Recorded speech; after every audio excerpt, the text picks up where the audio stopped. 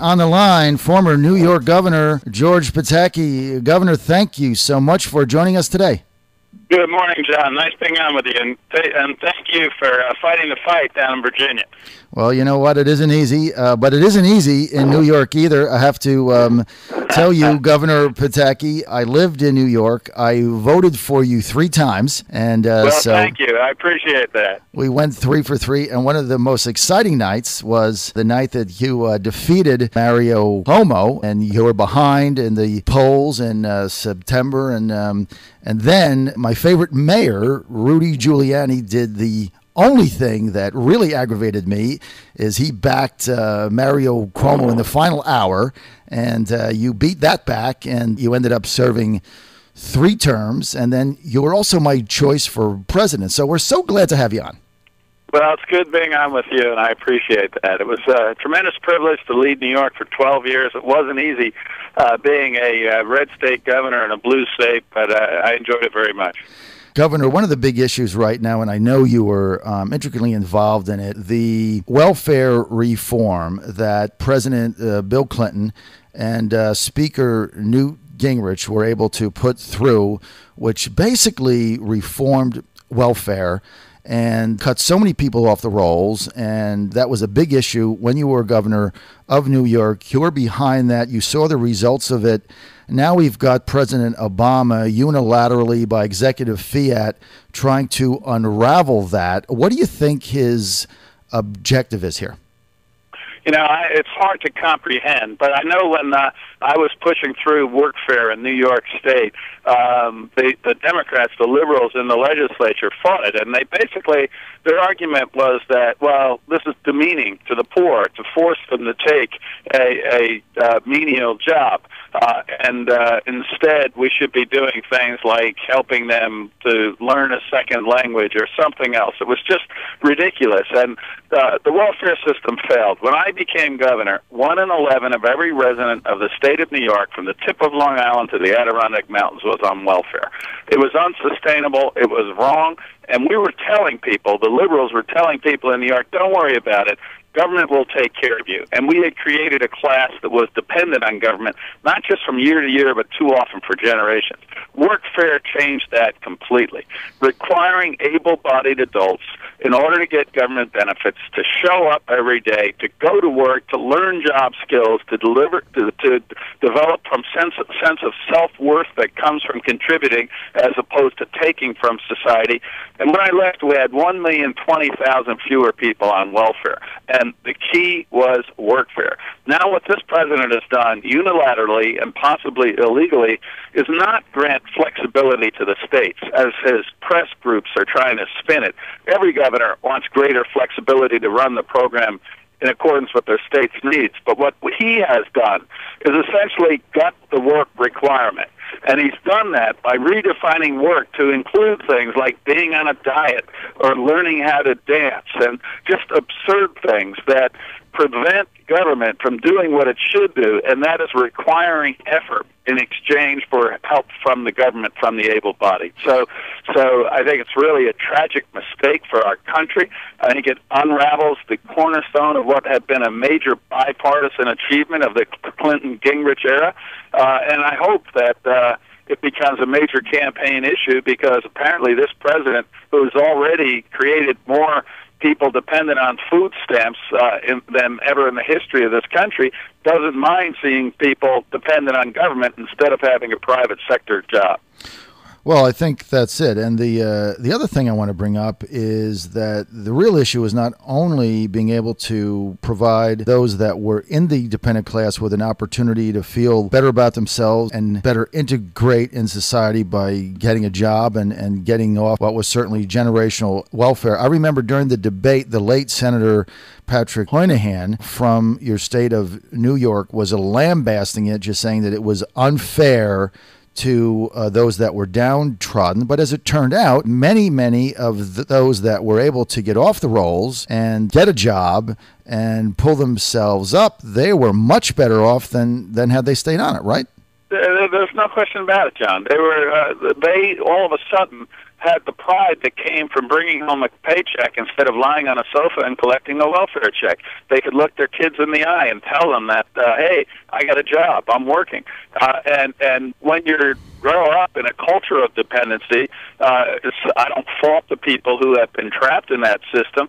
They just take as an assumption that that's the way life is, and then all of a sudden there's a bold new world, the American dream, out there with the overwhelming majority of Americans contributing. And I can't tell you, as I went up and down the state, the number of times I was thanked by people who had made the transition from welfare to workfare and then to their first private sector job. It was really heartening to me. And, you know, I think it was really basically a form of arrogance on the part of the left that, oh, we can't demand anything of the poor. Well, of course we can. They're not any different from we are. They have the same dreams, the same hopes, the same skills. They might not have had the same family support, the drive to get a job, but it worked, and it is an unquestioned success across this country. And now, for God knows whatever reason, this president is gutting the work requirement that was the cornerstone of a historic bipartisan reform.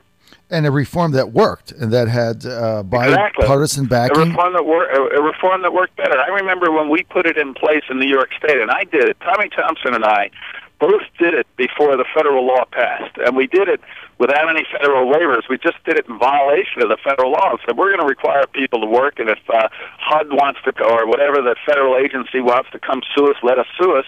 And we did that for about a year and a half, and it was working fine. And then the federal law changed, and that was an enormous help that allowed us to take the next step. But all the time, the Times kept writing these articles, you know, what is happening to these poor people who are off welfare? And they kept looking to find them, and they couldn't, because it wasn't as though they were on the street living in a box. They were working in government-created jobs. They were working in not-for-profit organizations, and many of them got those first jobs up the economic ladder of opportunity. So it was an unequivocal success. I don't think there's anyone who would question that, except perhaps the I don't know how to describe them, but the less than mainstream politicians of the left who seem to dominate the Obama administration. Well, it certainly seems that way. Looking, Governor, at the situation, you know, you always wonder if race is going to come up. I had a conference call. I was on a conference call yesterday with former Speaker Newt Gingrich, who in the primaries accused Obama of being the food stamp president. And one of the points that he brought out is that the majority of people on food stamps today in the United States are overwhelmingly white. So this really isn't an issue on race. This is an issue on economic opportunity, isn't it? Absolutely. It's what it's about, and it's about economic opportunity. And this president is following virtually the playbook of what happened after 20 years of liberals running New York State. A very generous non-work requirement welfare system, a very difficult economic climate, high taxes, massive deficits, and it's been tried. It was tried in New York, and we were last in jobs, first in taxes, last in credit rating, and first in the level of welfare dependency when I took office. And by putting in place conservative policies, cutting taxes, balancing budgets, undoing the regulatory burden, replacing welfare with workfare. When I left, despite all the economic battles we had and the economic aftermath of the horrible September 11th attacks, we had almost 700,000 more private sector jobs. We had over 1 million fewer people on welfare. We had cut taxes by $143 billion, and we had billion-dollar-plus budget surpluses. So this president is leading this country hideously down the wrong track, and that's in his first term. And, John, at the beginning, you mentioned he did this without congressional approval, without involvement of the public, simply by executive fiat. Can you imagine a second term? What the risk we face from this President Obama and his unconfirmed czars running wild in the White House, issuing executive orders and executive decrees without congressional approval. Right now, at least, he has to be able to try to defend them before the American public, although he's doing his best to avoid that. In a second term, he doesn't have to do that. So I think it's critical that Governor Romney get elected this November. I'm doing my best to try to help him. I know Virginia is an absolutely critical state.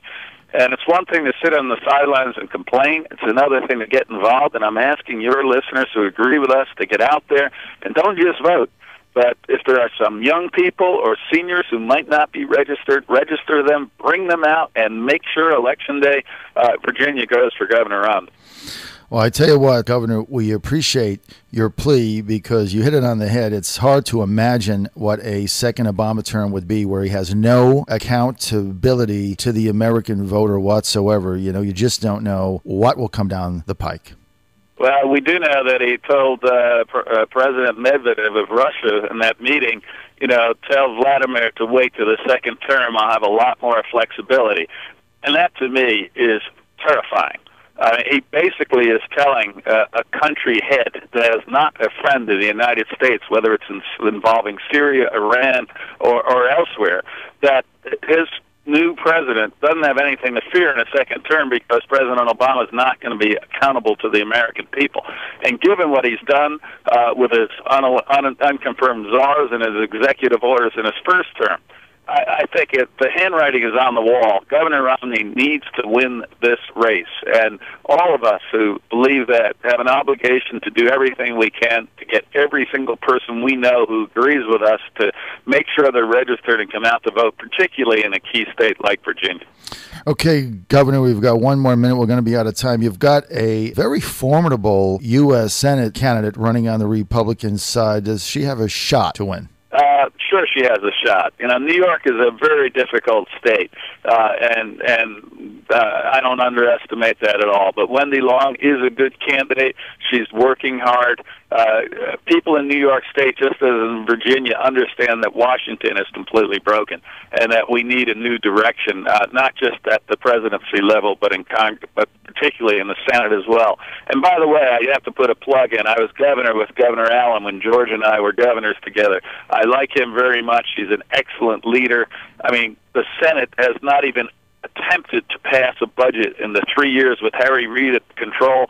His opponent's first vote is going to be for Harry Reid to continue his liberal partisan stewardship of the Senate, and I think it's important that we elect George Allen and get him back in public office representing the great Commonwealth of Virginia. That is former New York Governor George Pataki. Governor, thank you so much for joining us today, and we look forward to having you back when you're in the Commonwealth. Thank you, sir. Thank you very much, John. Take care.